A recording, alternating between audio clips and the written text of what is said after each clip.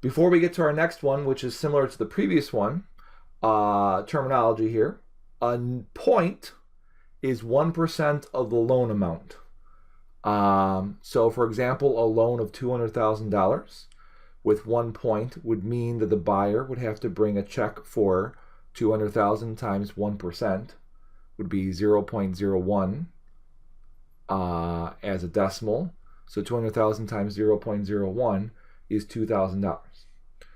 So when you are looking for mortgages, and honestly, take a second or two, hop on a bank website, chase.com, huntington.com, bankitybank.com. That is totally real. Don't go there. I don't know. It might be bad.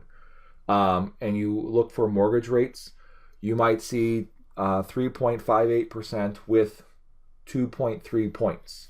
So it doesn't always have to be 1, but if, for instance, if it was 2.3 points, then that means that's 2.3% of the loan amount. So it's not always going to be a round number. It might be, could be any real number, really.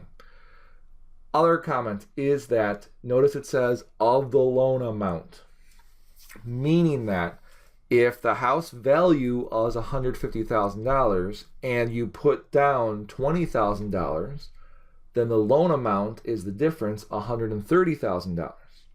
So you would take the points based on what you are borrowing from the bank, i.e. the loan amount.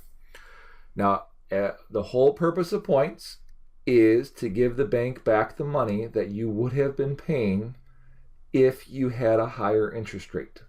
So, for instance, you might look when you go to these banks and you see Chase, just making this up, and it says 2.35%. I'm sorry, 2.35 points for a very low percentage rate, but then you might notice that a higher percentage rate has either no points or less amount of points.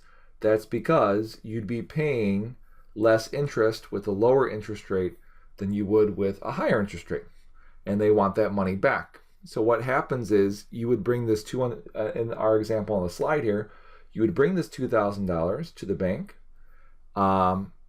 They take your money to say a thank you. That $2,000 does not go on the loan. It is literally a thank you to the bank. That's it. Now you may need to do this because this is seriously what happens. And you might be saying that for this entire section of, does this seriously happen? Yes, this seriously happened. Especially with the last video you just watched. All of that was completely legitimate. $120,000 home, feasible. 25% down for closing. That's a lot of money. Who has $24,000? No, it was more than that, wasn't it? $30,000? $30,000. I don't know, I don't look what I'm wearing. It was crazy. So that's the problem. We'll talk about when you don't have 20% or 25% in that case. The interest rate of 3.75, completely reasonable. So this problem that you just saw was a very real life problem. And years ago, interest rates were higher. They were like 6 to 7%. Well, when your interest rate is 6 or 7%, by the time you're paying off a house, you could have bought another house with the interest. So when you hit 7% or so, the interest almost equals the value of the house that you started with. So it's crazy. You have a couple of videos to watch now. What I would suggest you do is, after you calm down, go to your happy place, call your parents and apologize. At any time you thought that they could buy you something and they couldn't afford it because they were paying off their house, now you know why, because now you're seeing the mathematics behind it. So, bad child. Very bad. All right, watch these two, comparing two different home loans and saving on refinancing the home. Let me make sure that's all I need to say. Yep.